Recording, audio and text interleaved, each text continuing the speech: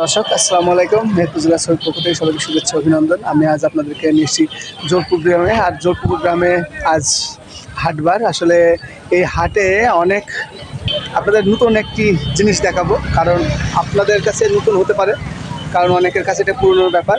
কারণ রাস্তার পাশে বসে ফ্রির ওপর বসে মানুষের চুল কাটায়।